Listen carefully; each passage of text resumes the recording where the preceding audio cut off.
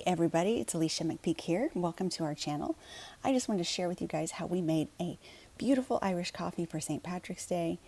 The ingredients were coffee, whiskey, Irish cream liqueur, and it was just a beautiful little coffee. It was so good. We put some nice whipped cream on top with some sprinkles, green sprinkles for St. Patrick's Day, and a little bit of brown sugar.